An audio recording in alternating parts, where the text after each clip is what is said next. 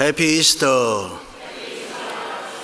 사망 권세 이기시고 부활하신 주님을 찬양합니다.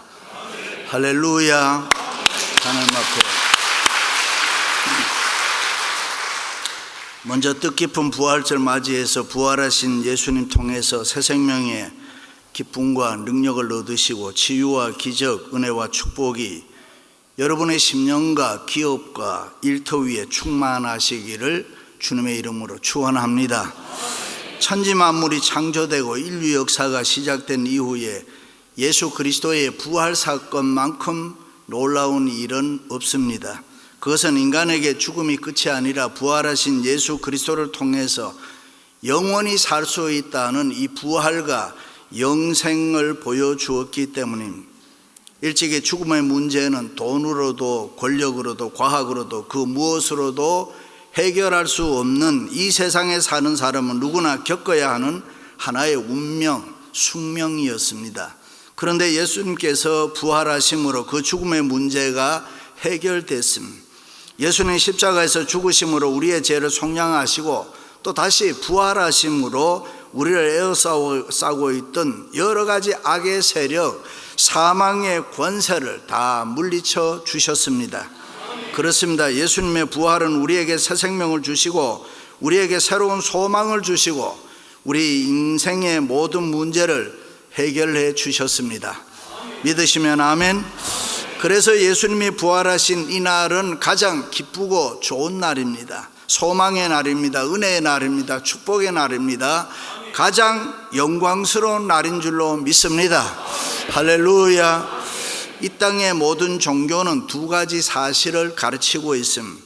하나는 윤리와 도덕입니다. 또 하나는 죽음 후에 내세가 있다고 하는 것입니다. 그런데 우리가 믿는 기독교는 내세에 부활이 있다는 진리를 가르치고 있습니다. 다른 종교에는 부활절이라는 게 없습니다. 이 부활절 때문에 유대교와 기독교가 갈라지게 된 것입니다.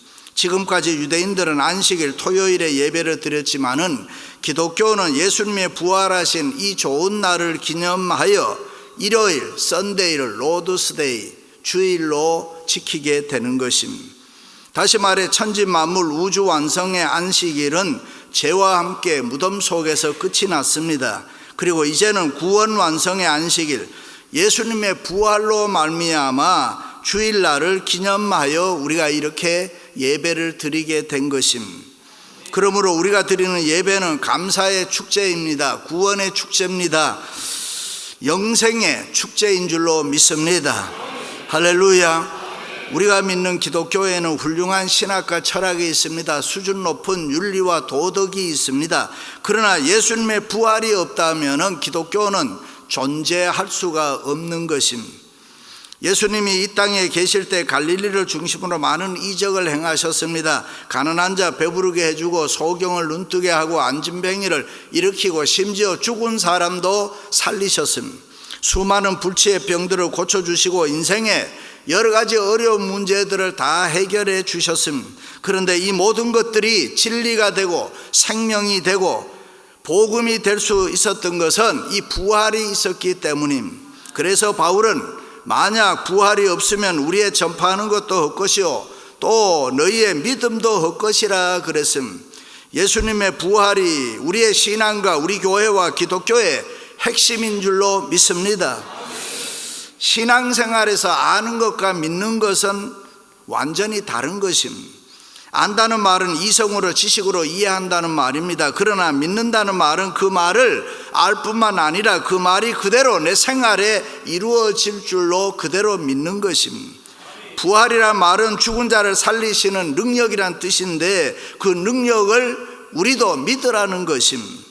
오늘날 많은 사람들은 예수님의 부활 사건을 알고 있습니다. 그러나 부활이 현재 내 생활에 이루어지는 것은 잘 믿지를 않습니다. 부활은 현재 나의 생명이요 현재 나의 능력이 되고 현재 나의 기적이 되는 줄로 믿습니다. 부활을 믿는 믿음이 중요한 것입니다. 부활은 현재 나에게 일어나는 사건인 것입니다. 그래서 예수님께서 가르치시고 다 이해시키시고 나중에 이것을 내가 믿느냐 그랬습니다. 부활을 믿는 믿음이 중요하기 때문에 그렇습니다. 예수께서 가라사대 나는 부활이요 생명이니 나를 믿는 자는 죽어도 살겠고 살아서 나를 믿는 자는 영원히 죽지 아니하리라. 그렇습니다. 부활을 믿는 사람은 우리의 삶에 놀라운 기적이 일어나는 것입니다.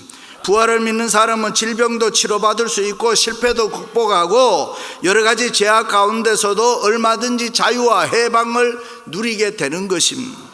때때로 우리가 처해 있는 모든 생활이 어렵다고 하더라도 부활을 믿는 사람들은 반드시 일어나게 되고 반드시 승리하게 되고 성공하고 회복되는 줄로 믿습니다. 회복을 뛰어넘어 부흥으로 가는 것입니다. 그러므로 부활을 믿는 사람은 염려하고 근심하고 두려워할 이유도 필요도 없는 것입니다. 부활을 믿는 사람은 하루하루의 삶이 기적의 연속이고 은혜와 축복의 삶인 것입니다. 믿습니까? 오늘 본문에 보면은 예수님께서 붙잡혀 고통과 고난을 받으시고 십자가에 못 박혀 죽으셨을 때 이 부활 믿지 못하는 사람들은, 제자들은 다 도망을 갔습니다. 방문을 걸어 잠그고 두려움에 떨고 있었습니다. 그때 부활하신 예수님이 그들에게 나타나셔서 말씀하셨습니다. 무슨 말씀하셨습니까? 부활을 믿는 사람은 반드시 알아야 되는 말씀입니다. 첫째가 마음에 평강이 있을지어다 그랬습니다. 부활하신 예수님이 제자들을 찾아와서 주신 말씀이 이르시되 너희에게 평강이 있을지어다. 어떤 분은 그래요. 예수님이 부활하셔서 제자들에게 처음 나타나셔서 왜 하필 평강이냐고. 지금 제자들에게 필요한 것이 얼마나 많이 있는데 뭐 아니면 돈이 있을지어다, 권력이 있을지어다, 뭐 아니면 건강할지어다, 뭐 이렇게 말씀해 주면 좋았을 텐데 왜 평강의 복을 주신다고 하셨을까? 여러분은 어떻게 생각하세요? 평강보다가 더 중요한 복이 있을까요? 평강보다 더 중요한 것이 돈이라고 생각합니까?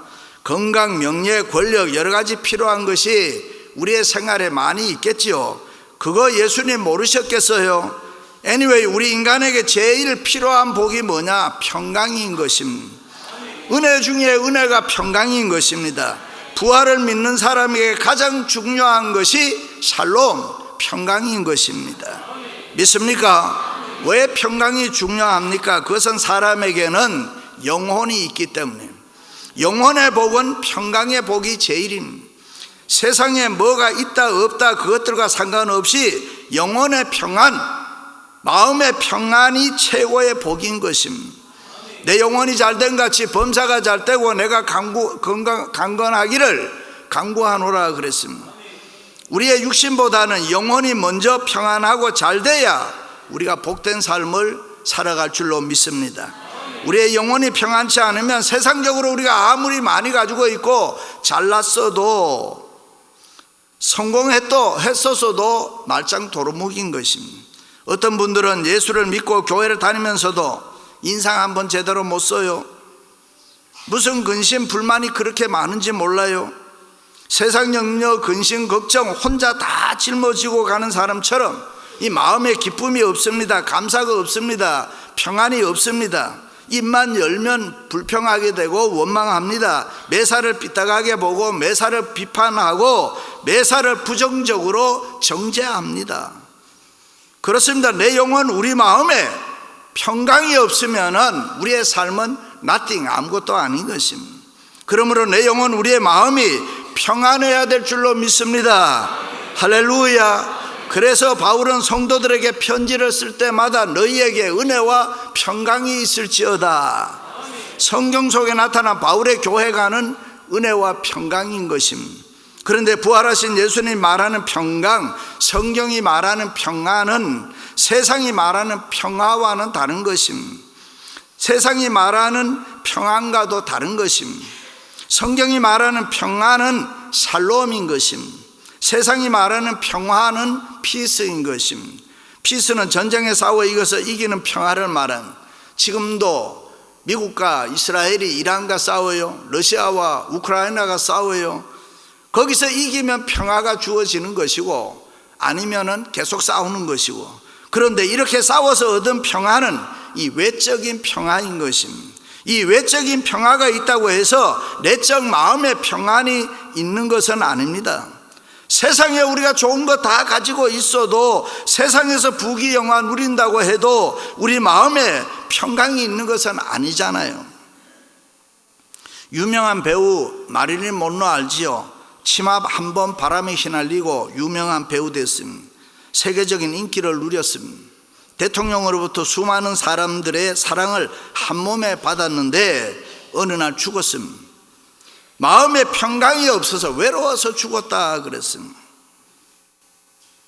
일찍이 무디 목사님은 이런 말을 했습니다. 세상의 모든 좋은 거 다 가지고 있어도 마음에 평강이 없는 사람은 천국 가는 열차를 타고 가기는 가는데 특등석을 타고 가는 게 아니고 3등석 타고 가는 사람과 같다 그랬습니다.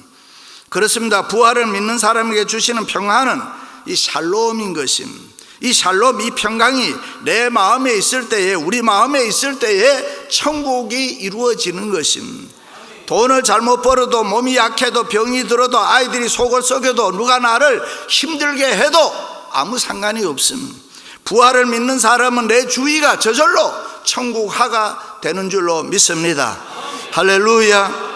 일찍이 예수님 십자가 지시고 골고다 언덕을 향해서 올라가실 때 예루살렘의 여인들이 가슴을 치며 슬퍼 통곡했다 그랬습니다.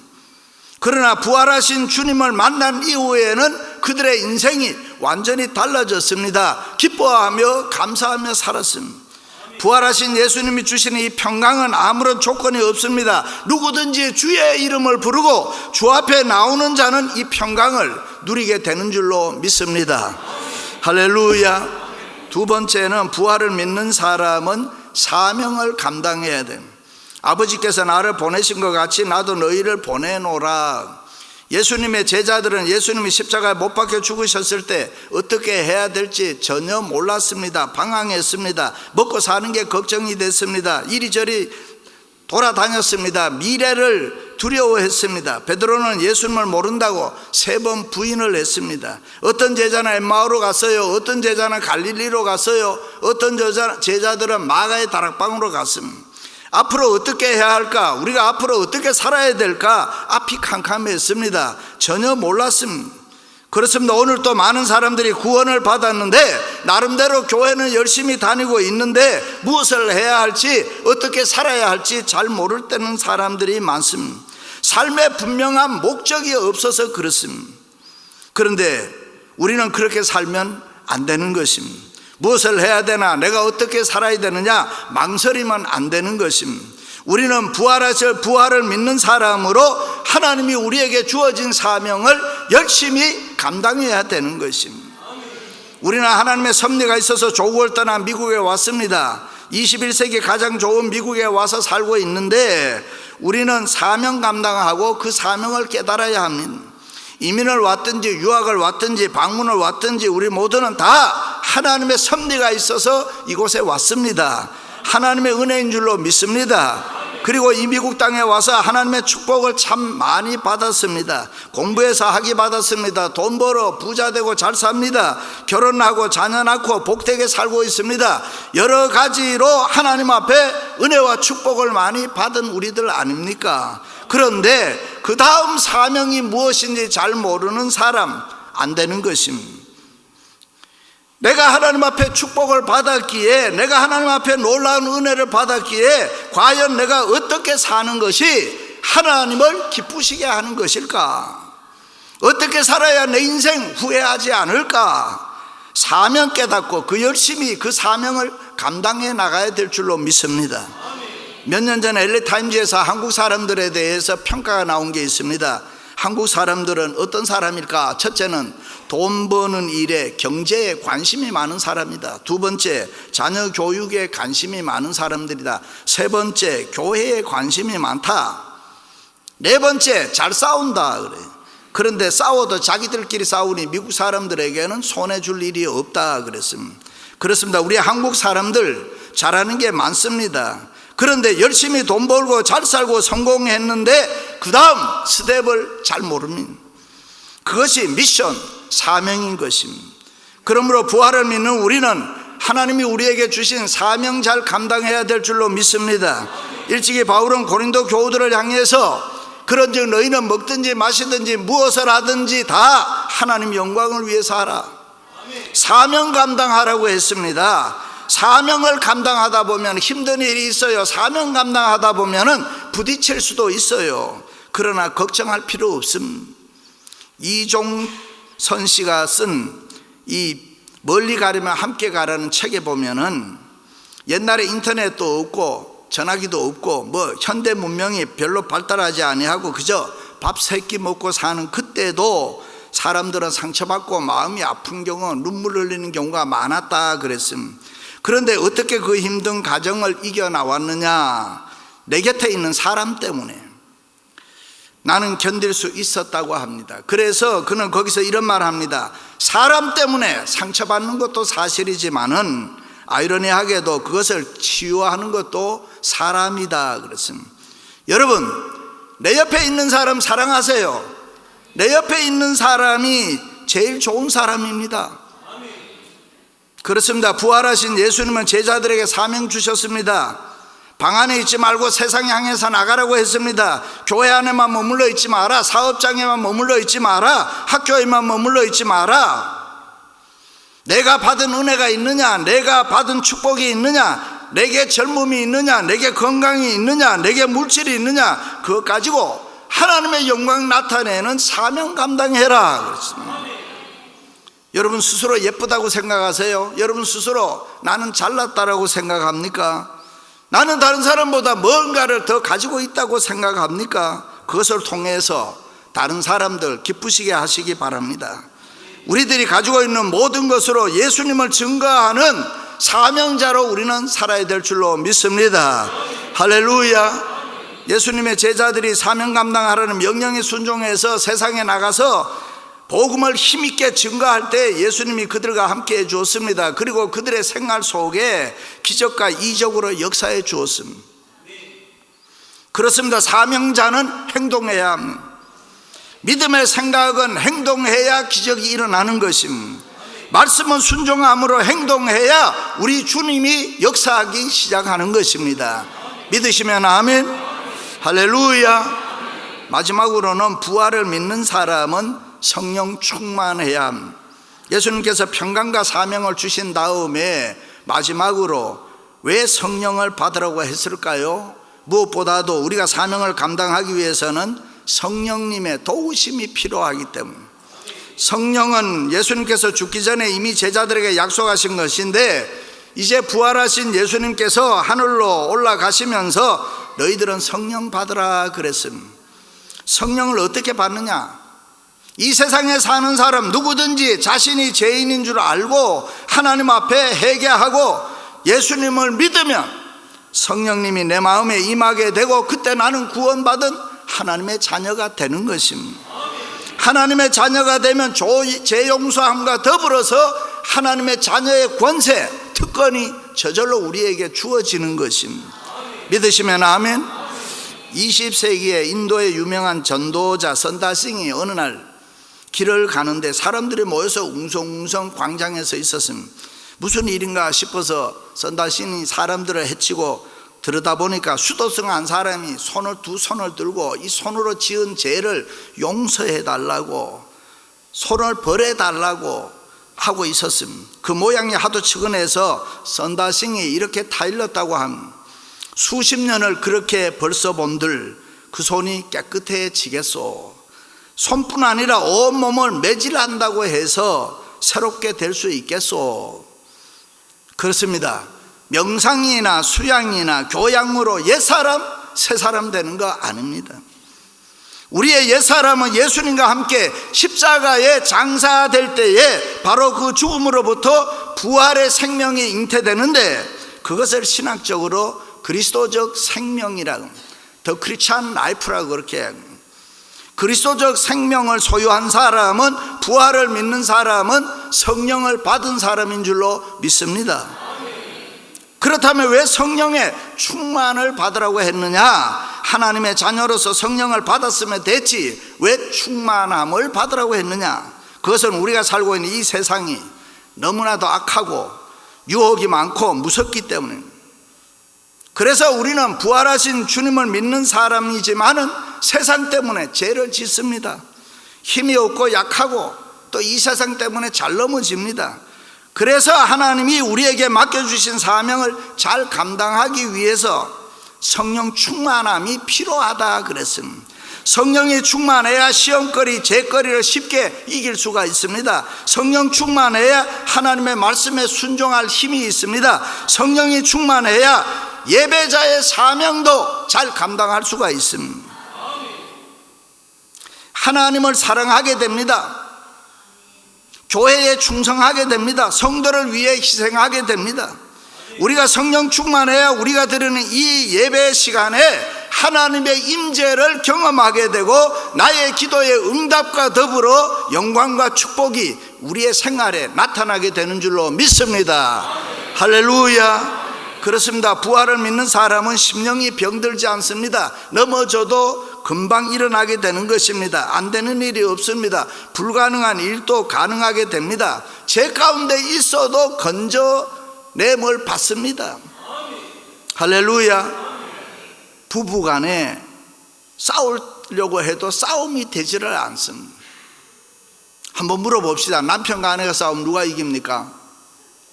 뭐 망설일 필요 없죠. 고민할 필요 없죠. 있는 그대로 대답하면 되는데 우리 집은 남편이 내가 이깁니다. 누가 그걸 믿고 누가 그걸 알아줍니까? 어떤 집사님이 40년 결혼 생활을 하다가 이혼을 하는데 코트에 가서 모든 수속을 끝내고 점심이나 같이 먹고 헤어지자. 그래서 닭고기를 먹는데 남자가 닭 날개를 탁 찢어서 부인에게 줬습니다. 그랬더니 여자가 그걸 받아들고 막 울었습니다. 40년 같이 살면서 내가 닭 날개 좋아하는지 이제 알았냐고. Anyway, 부활을 믿는 사람은 성령 충만해야 됩니다. 성령 충만한 새 사람으로 살아갈 수 있기를 주님의 이름으로 축원합니다. 사랑하는 성도 여러분, 부활을 믿는 사람은 평강의 복을 누리시고 사명 깨닫고 열심히 일하시고 성령 충만한 삶으로 하나님 앞에 영광을 돌릴 수 있기를 주님의 이름으로 축원합니다.